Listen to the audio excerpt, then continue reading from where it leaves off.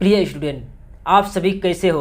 हम आशा करते हैं, उम्मीद करते हैं कि आप सभी स्वस्थ होंगे, मस्त होंगे और अच्छे से एग्ज़ाम की तैयारी कर पा रहे होंगे। तो प्रिय स्टूडेंट, आज के क्लास में हम आप सभी के लिए लेकर आ गए हैं यानी हिस्ट्री।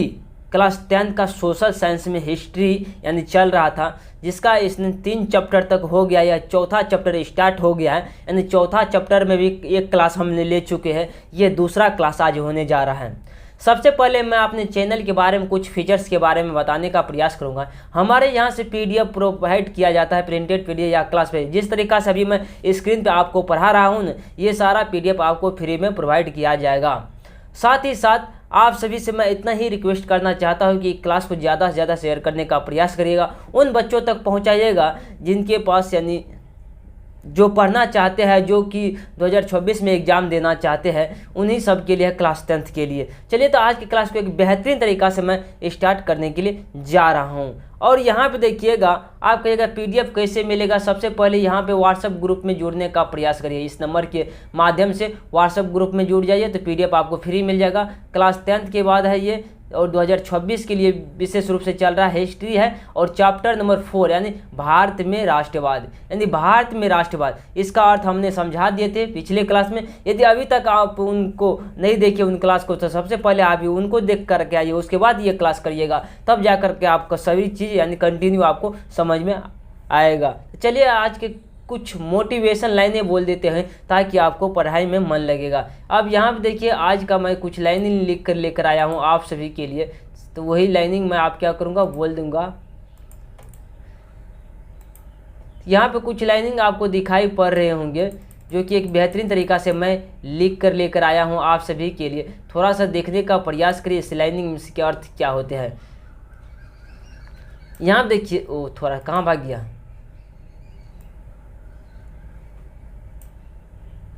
कर सूरज बनो तो खुद चमके, करा सूरज बनो तो खुद चमके, यानी सूरज यदि बन जाओगे आप तो खुद चमकेगा ना, और दूसरों को रोशनी दे। सूरज बन के खुद दूसरों को रोशनी दे। कर छोटे हो तो क्या हुआ, कर छोटे हो तो क्या हुआ, सपने बड़े और सच ले। कर छोटे हो तो क्या हुआ, सपने बड़े और सच ले। अब यहाँ देखा, सूरज बनो खुद चमके, कर सूरज बनो और खुद चमके और दूसरों को रोशनी दे। छोटे हो तो क्या हुआ, सपने बड़े और सच रख ले। चलिए, तो इसी की लाइनिंग के साथ मैं क्लास को स्टार्ट करना चाहूँगा एक बेहतरीन तरीका से, जो कि महत्वपूर्ण होगा। चलिए, आज के क्लास को एक बेहतरीन तरीका से मैं स्टार्ट करने के लिए जा रहा हूँ। सबसे पहले मैंने इन सब बारे में बता दिया हूँ, पीडीएफ आपको कैसे मिलेगा। अब मैं चलूँगा यहाँ से, कल जहाँ से मैंने छोड़ दिया था उससे आगे की क्लास को आज स्टार्ट करेंगे। सबसे पहले यहाँ पे देखिए, ये सब चीज़ें मैंने पहले की क्लास में ही बता दिया था। अब यहाँ से देखेंगे कि रॉलेट एक्ट के विषय में भी मैंने जानकारी दे दिया। अब यहाँ पे देखिए, यहाँ से स्टार्ट होगा एक क्लास जो कि बहुत ही महत्वपूर्ण है। हालांकि ये बता देते रॉलेट एक्ट से आप क्या समझते हैं, ये हम बता देते हैं, फिर भी मैं इस क्लास में भी रिपीट करना चाहूँगा। उसके बाद जलियांवाला बाग एकदम मज़ेदार की तरह मैं कहानी के रूप में बताते चलूँगा और आपको समझ में आते चलेंगे। यहाँ देखिए, का रॉलेट एक्ट जो था, रॉलेट एक्ट एक काला कानून था। रॉलेट एक्ट क्या था, एक काला कानून था, जिससे 21 मार्च 1919 ईस्वी को ब्रिटिश सरकार ने भारत में आज़ादी के आंदोलन को कुचलने के लिए बनाया था। भारत में जो आज़ादी के आंदोलन की जो बात चल रहे थे, यानी उन्हीं को कुचलने के लिए रॉलेट एक्ट नियम बनाया गया। और इसे काला कानून इसलिए कहा गया था क्योंकि इसमें जनता का कुछ नहीं सुनता था। मतलब कह रहा, जो भी लोग यानी भारतीय के मतलब है आज़ादी की बात करेंगे, उन्हें सीधा जो है पकड़ करके जेल में डाल दिया जाए, इसीलिए इसको काला कानून कहा गया था। चलिए, यहाँ देखिए, इस कानून के अनुसार शक के आधार पर किसी भी भारतीय के बिना मुकदमा चलाए जेल में डाल दिया जाता था। मतलब शक के आधार पर किसी पे शक होता था या भारत के आज़ादी के में लगे हुए हैं या काम कर रहे हैं, तो उनको शक के आधार पर क्या करते, उनको जेल में डाल दिया जाता था। इस कानून में कोई अपील, दलील या वकील की सुविधा नहीं थी। कोई दलील या वकील की सुविधा बिल्कुल नहीं था, इसलिए इसे काला कानून कहा गया। इसलिए इसे क्या कहलाया गया, काला कानून कहा गया। यहाँ से स्टार्ट होते जलियांवाला बाग। मेन क्लास आज का यहाँ से स्टार्ट होने के लिए जा रहा है, तो स्टूडेंट इस क्लास को कंटिन्यू करने का प्रयास करेगा। हम आशा करते हैं, उम्मीद करते हैं कि आप इन क्लासों को बेहतरीन तरीका से करने का प्रयास करेंगे। यहाँ देखिएगा जलियांवाला बाग हत्याकांड। जलियांवाला बाग हत्याकांड एक अपने में अपने लगा लीजिए VVI अभी परीक्षा के लिए लगा लीजिए, मतलब जितना इसको स्टार दीजिएगा लगा लीजिए। कई बार ये क्वेश्चन जो है एग्जाम में पूछा गया है जलियांवाला बाग के इतिहास से। हम देखिए जलियांवाला बाग हत्याकांड 13 अप्रैल 1919 को अमृतसर पंजाब में हुआ था। कह रहा जलियांवाला बाग हत्याकांड कहाँ हुआ था, 13 अप्रैल 1919 ईस्वी में अमृतसर के पंजाब में हुआ था। कहाँ हुआ था, 13 अप्रैल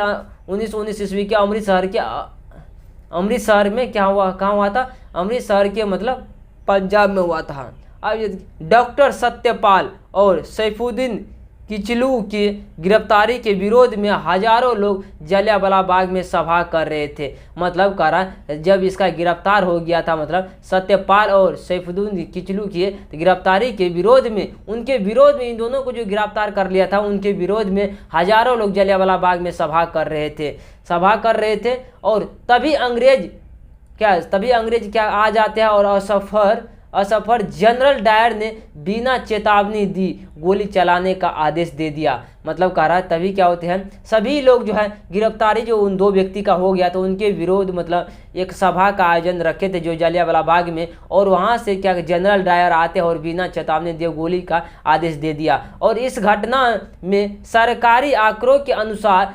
379 लोग मारे गए। कितना लोग मारे गए, 379 लोग मारे गए, लेकिन असली संख्या हजारों में थी कहा जाता है। असली संख्या कितनों में थी, हजारों में। सरकारी अनुसार मतलब कहा गया कि 379 लोग ही मारे गए, लेकिन इसमें हजारों की संख्या में लोगों जो है मारा गया था कि वह खून की नदियाँ बह गई। मतलब ऐसा गोली चलाया था भाई, इतना लोग मारे गए थे वहाँ पे कि खून का नदियाँ बह गया था जलियांवाला बाग में। यानी कह रहा 2 आदमी की गिरफ्तारी के कारण कह रहा ये जलियांवाला बाग जो हुआ था उनके विरोध में लोग क्या करते, वहाँ से सभा करते। तभी अंग्रेज के जनरल डायर एक आते हैं और वहाँ पे बिना आदेश के गोली चला देते, जिसमें काफ़ी लोग मारे जाते, हजारों की संख्या में लोग मारे जाते। इसी घटना को जलियांवाला बाग हत्याकांड कहा जाता है। अब यहाँ देखिए, इस घटना से दुखी होकर महात्मा गांधी ने 18 अप्रैल 1919 को सत्याग्रह आंदोलन वापस ले लिया। और इस आंदोलन से महात्मा गांधी भी दुखी हो जाते हैं। जलियांवाला बाग के हत्याकांड से महात्मा गांधी क्या होते हैं, बिल्कुल दुखी हो जाते हैं। और 18 अप्रैल 1919 ईस्वी को सत्याग्रह आंदोलन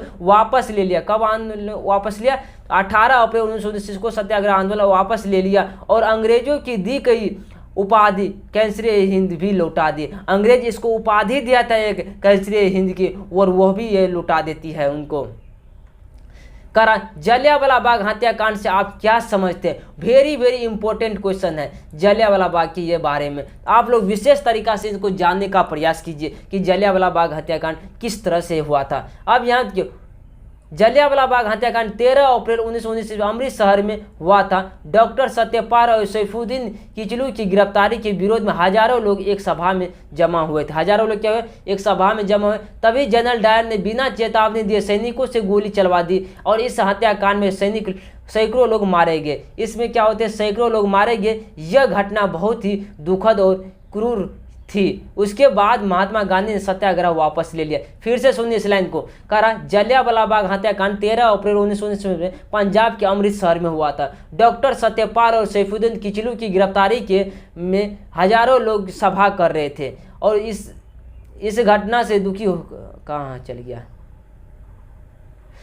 तभी जनरल डायर ने बिना चेतावनी दिए सैनिकों को गोली चलवा दिया। और इस हत्याकांड में करा कि लोग 2 आदमी का गिरफ्तार, डॉक्टर सत्यपाल और सैफुद्दीन का जो गिरफ्तारी हुआ था उन्हीं के विरोध में लोग जो है जलियांवाला बाग में क्या करते, सभा का आयोजन रखे थे। लेकिन तभी यह पता जो अंग्रेज को चला जाता है, जनरल डायर वहाँ से आते हैं, बिना चेतावनी का गोलियों की बारिश करवा देती है, जिसमें हजारों लोग मारे गए, खून का नदियाँ बह गए। और इसी घटना से दुखी होकर के, जलियांवाला बाग की घटना से दुखी होकर महात्मा गांधी क्या करते हैं, सत्याग्रह को वापस ले लिया।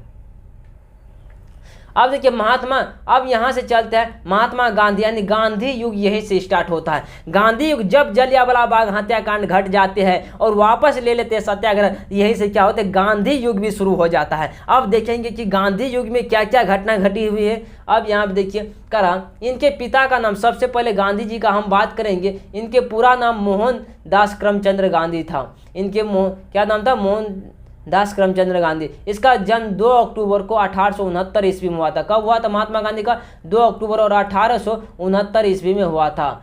और कहाँ हुआ था? पोरबंदर गुजरात में हुआ था। कहाँ हुआ था? पोरबंदर के गुजरात में। पिता का नाम करमचंद गांधी राजकोट के दीवान थे। महात्मा गांधी ने सत्य और अहिंसा के रास्ते पर चलकर भारत को आज़ादी दिलाने की लड़ाई लड़ी। इन्हें राष्ट्रपिता कहा जाता है। कह रहा महात्मा गांधी ने सत्य और अहिंसा के रास्ते पर, मतलब किसी का अहिंसा न करके एकदम सत्य के राह पर चलकर भारत को आज़ादी दिलाने की लड़ाई लड़ी। इन्हें क्या कहा? राष्ट्रपिता कहा जाता है। और इन्हें क्या कहा जाता है? राष्ट्रपिता कहा जाता है। यहाँ देखिए गांधी जी का जीवन परिचय और शुरुआती कार्य, मतलब गांधी जी के जीवन परिचय के बारे में आपसे पूछ रहे हैं और उसके शुरुआती कार्य के बारे में कुछ कुछ पूछना चाह रहे हैं, क्वेश्चन के माध्यम से पूछना चाह रहे हैं। तो आप लोग किस तरह से जवाब दीजिएगा, जरूर इनको देखने का प्रयास कीजिए। यहाँ देखिए कह रहा गांधी जी की वकालत की पढ़ाई के लिए इंग्लैंड गए। गांधी जी वकालत की पढ़ाई के लिए इंग्लैंड गए थे। गांधी जी वकालत की पढ़ाई के लिए आपसे पूछेगा ऑब्जेक्टिव में, गांधी जी वकालत की पढ़ाई करने के लिए कहाँ चले गए थे? आप कहिएगा इंग्लैंड चले गए थे। कहाँ चले गए थे? बिल्कुल इंग्लैंड चले गए थे। 1891 में भारत लौटकर मुंबई में वकालत शुरू किए। कह रहा 1891 में भारत लौटकर बम्बई में वकालत शुरू किए। कह रहा यहाँ देखिए, कह रहा 1893 ईस्वी में वे दक्षिण अफ्रीका गए और वहाँ उनके साथ क्या नस्ल के आधार पर भेदभाव किया गया। नस्ल के आधार पर भेदभाव किया गया। कह रहा दक्षिण अफ्रीका में ही गांधी जी ने सत्याग्रह का सफल प्रयोग किया। कर दक्षिण अफ्रीका में क्या किया? सत्याग्रह का सफल प्रयोग किया था। कर सत्याग्रह क्या चीज़ है? अब इनके बारे में थोड़ा सा हम जानकारी देंगे आपको कि सत्याग्रह जो ये महात्मा गांधी जी शुरू किए थे, किस तरह से शुरू किया था, कैसे शुरू किया था अपने युग में, शुरुआती दौर में। अब यहाँ देखिए सत्याग्रह का मतलब है सत्याग्रह के प्रति अग्र, यानी सत्य को मजबूती से पकड़े रहना और पूरी तरह अहिंसा का पालन करना। इसमें अन्याय का विरोध किया जाता है। इसमें क्या है? अन्याय जो है ना उसका विरोध किया जाता है। मतलब इसका अर्थ होता है सत्य और अहिंसा का अर्थ होता है अन्याय का विरोध करना। क्या होता है? अन्याय नहीं करना चाहिए किसी के हित के लिए। और का लेकिन अन्यायी से वैरव भाव नहीं रखा जाता है। करा अन्यायी से वैरव भाव नहीं रखा जाता है।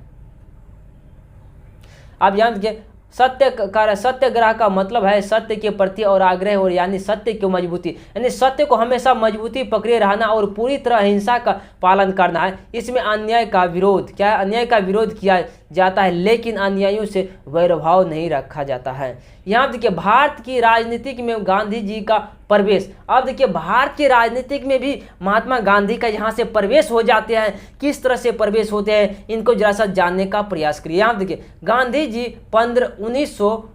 1915 ईस्वी में अफ्रीका से भारत लौटे। गांधी जी कहाँ लौटे? 19 अप्रैल करा गांधी जी 1915 ईस्वी में, 19 अप्रैल नहीं है। यहाँ देखिए गांधी जी 1915 ईस्वी में अफ्रीका से भारत लौटे। शुरुआत में गांधी जी अंग्रेज को सही मानते। शुरुआत में गांधी जी क्या मानते थे? अंग्रेज को सही मानते थे, क्योंकि अंग्रेज इसको झांसा देते थे हम भारत को आज़ाद कर देंगे। जैसे प्रथम विश्व युद्ध हुआ था, वह इस युद्ध में कहा गया था, लेकिन ऐसा नहीं करते थे। इसलिए महात्मा गांधी उसको सत्य मानते थे, सही मानते थे, लेकिन बाद में यह गलत मानने लगे। यहाँ देखिए इसलिए अंग्रेज ने उन्हें 1915 ईस्वी में कैंसरे हिंद की उपाधि दी और 1916 में गांधी जी ने साबरमती आश्रम की स्थापना किया। कब किया था? साबरमती आश्रम का स्थापना किया था।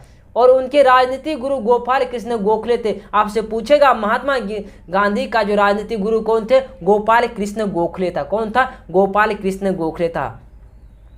और गोखले ने इन्होंने भारत को करीब जानने के लिए पूरी देश का भ्रमण करने का सलाह दिया। कर गोखले ने इन्हें क्या किया? भारत को करीब से जानने के लिए पूरे देश को भ्रमण करने की सलाह दी।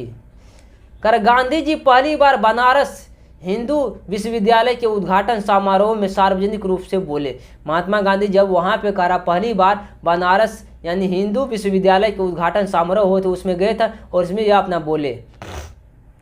खिलाफत आंदोलन 1919 ईस्वी में कर अब यहाँ से खिलाफत आंदोलन शुरू हो जाती है। अब खिलाफत आंदोलन के बारे में जानकारी देंगे कि खिलाफत आंदोलन से कर, देखिए यहाँ पे क्वेश्चन दिया गया खिलाफत आंदोलन से आप क्या समझते हैं। ये भी क्वेश्चन अपने आप में भी आई है, इंपॉर्टेंट क्वेश्चन है। कर 1919 ईस्वी में जब ब्रिटेन ने तुर्की को हराया, कर 19 ईस्वी में जब ब्रिटेन क्या किया, तुर्की को हराया, तो वहाँ के खलीफा पद और ओटोमन साम्राज्य का अंत कर दिया गया। कब किया गया? ओटोमन साम्राज्य का अंत किया गया। कर 1919 ईस्वी में जब ब्रिटेन ने तुर्की को हराया, क्या क्या किसको हराया? ब्रिटेन ने तुर्की को हराया, तो वहाँ के खलीफा पद और ओटोमन साम्राज्य क्या हो का अंत हो गया। ओटोमन साम्राज्य क्या हुआ? अंत हो गया।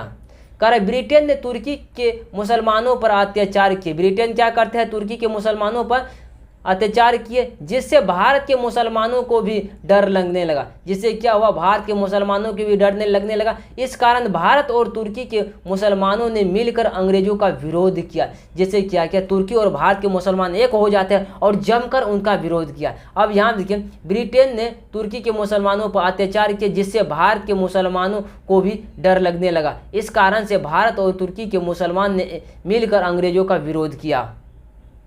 कर गांधी जी ने इस आंदोलन में भाग लिया था। गांधी जी ने क्या लिया था? इस आंदोलन में भाग लिया था। खिलाफत आंदोलन में गांधी जी ने भाग लिया और हिंदू मुस्लिम एकता को मजबूत करने का काम किया। और महात्मा गांधी हमेशा क्या काम करते थे? सभी लोगों को एकजुट करने का काम करते थे और इस आंदोलन भी मुस्लिम और हिंदू मुस्लिम को एकता करने का मजबूत किया। कर असहयोग आंदोलन 1920 ईस्वी से 1922 ईस्वी, देखिए असहयोग आंदोलन एक जन आंदोलन था। कैसे? कर असहयोग आंदोलन अपने आप में एक जन आंदोलन कैसे था, इनको जरा सा देखने का हम प्रयास करेंगे कि असहयोग आंदोलन था एक जन आंदोलन कैसे था, जन आंदोलन कैसे था। यहाँ देखिए कर, हाँ असहयोग आंदोलन एक सच्चा जन आंदोलन था, क्योंकि इसमें हर वर्ग के लोग शामिल हुए थे। जन आंदोलन क्यों था असहयोग? क्योंकि हर वर्ग के लोग शामिल थे। बूढ़े जवान महिला और बच्चे भी थे। बूढ़े जवान और महिला बच्चे। गांधी जी ने यह आंदोलन 1920 ईस्वी में, अगस्त 1920 ईस्वी में शुरू किया। कर गांधी जी ने यह आंदोलन कब शुरू किया था? 1920 ईस्वी में शुरू किया। लोगों ने गांधी सरकार की ताकत को कमजोर करने का प्रयास किया। लोगों ने क्या सरकार की ताकत को कमजोर करने का प्रयास किया। महिलाओं ने शराब की दुकानों के सामने धरना दिया और जिन्हें बंद करवाया। मोतीलाल नेहरू और चित्तरंजन दास ने वकालत छोड़ दी। और मोतीलाल नेहरू जो थे यहाँ पे वकालत जो करने गए थे उनको छोड़ देता है। इस घटना से खिलाफत आंदोलन में अपने आप को कूद देता है, जिससे विदेशी वस्तुओं को जलाया गया। और खिलाफत आंदोलन का मतलब है अंग्रेजों के हमेशा विरोध करो, उनके वस्त्र का, उनके चीज़ों का, उनके विद्यालय का विरोध करो, ऐसा इसमें लाया गया था। कर स्वदेशी वस्तुओं को अपनाया गया। लोगों ने सरकारी स्कूल और कॉलेज का बहिष्कार किया और राष्ट्रीय शिक्षा को बढ़ावा दिया। राष्ट्रीय शिक्षा को क्या किया? बढ़ावा दिया। युवा ने रेल की पटरियों उखाड़ी। युवा क्या किया? असहयोग आंदोलन में रेल की पटरी उखाड़े और बैंकों में ताले डाल दिए। छुआछूत की भावना को खत्म करने और हिंदू मुस्लिम एकता को मजबूत करने की कोशिश की गई। देखिए खिलाफत आंदोलन में क्या क्या चीज़ घटना घटे, यदि आप इनको क्लास खत्म होने के बाद जो है 1 2 बार 3 बार इसको रिपीट कर लीजिएगा ये PDF मिलने के बाद, ताकि आपको याद कि। लेकिन चोरी चोरा कांड के कारण गांधी जी ने यह आंदोलन 22 फरवरी 1922 को वापस ले लिया। खिलाफत आंदोलन को कब वापस लिया? 22 फरवरी 1922 ईस्वी को महात्मा गांधी क्या करते हैं? इस आंदोलन को वापस ले लेते हैं।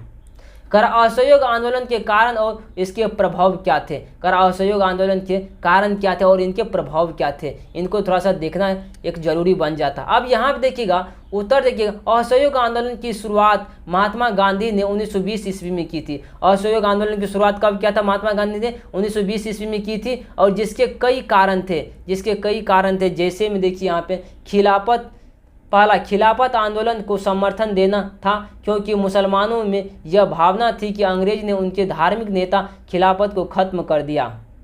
दूसरा कारण देखिए यहाँ पर, वह पहला का पंजाब में जलियांवाला बाग हत्याकांड जैसे घटनाओं से लोगों में अंग्रेज सरकार के खिलाफ गुस्सा था। तीसरा भारत को स्वराज यानी खुद ही सरकार चाहिए थी।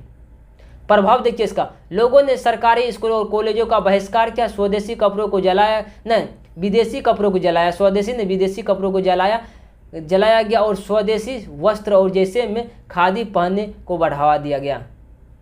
विदेशी अदालतों के बदले गांव में पंचों के फैसला को मानने लगे।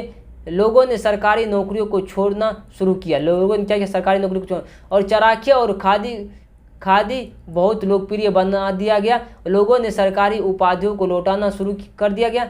अब यहाँ से चोरी चोरा कांड अगला सेशन में हम स्टार्ट करें, मतलब अगले क्लास में। तो देखिए यहाँ से इस टाइप को आप बहुत बेहतरीन तरीक़ा से समझ गए होंगे। हम आशा करते हैं, उम्मीद करते हैं कि आप सभी को यह क्लास जो बहुत ही महत्वपूर्ण लगा होगा, और साथ ही साथ इस क्लास को आगे तक शेयर करने का प्रयास करिएगा। साथ ही साथ पीडीएफ लेना नहीं भूलिएगा। साथ ही साथ आप प्रिंटेड भी पीडीएफ को करा सकते हैं। प्रिंटेड पीडीएफ हमारे पास है, मैं भी वह भी भेजने का प्रयास करूंगा। यदि आप इस हमारे चैनल पे जितना भी जल्दी ये ग्रो हो जाते हैं, थोड़ा सा भी, यदि 1000 सब्सक्राइबर होने की बात है, यह रही है, यदि हो जाते हैं तो आपको सब चीज़ फ्री में मिल जाएगा। वैसे तो पीडीएफ और तो फ्री है ही है, आप के लिए आप क्या चाहिए यहाँ से फ्री, तो बोलिएगा कमेंट में आपको क्या चीज़ फ्री चाहिए। तो मिलते हैं अगले क्लास में, आज के लिए इतना ही।